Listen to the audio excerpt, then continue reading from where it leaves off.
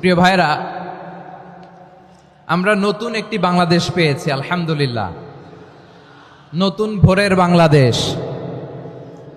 এখন আমাদেরকে ঐক্যবদ্ধ থাকতে হবে, বিচ্ছিন্ন থাকলে হবে না, ঠিক কিনা? আমি প্রায় বলি, যখন আমরা একা থাকি তখন আমরা ব্যক্তি, যখন আমরা সবাই মিলি তখন আমরা শক্তি।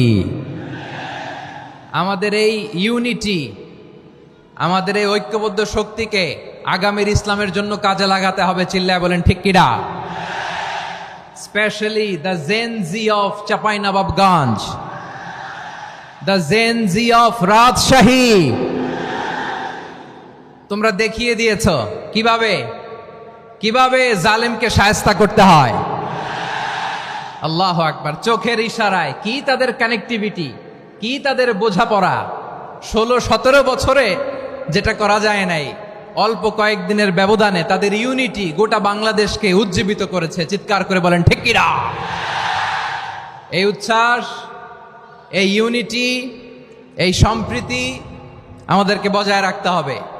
এই যে আমরা ইউনাইটেড, আমরা উচ্ছ্বসিত, আমরা একসাথে দেশ গড়ার কাজে ঐক্যবদ্ধ হতে চাই, এটা আবার অনেকের ভাল লাগে না, ঠিক কিনা বলেন?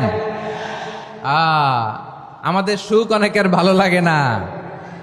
নানামুখী ষড়যন্ত্র, নানামুখী ষড়যন্ত্র। এমন এক দেশের পাশে আমরা প্রতিবেশী হয়ে আসছি, আমাদের অনেক কিছু বুঝে শুনে স্টেপ ফেলতে হয়। চিল্লায় বলেন ঠিক কিনা? আমরা যদি ঐক্যবদ্ধ থাকতে পারি, কেউ আমাদের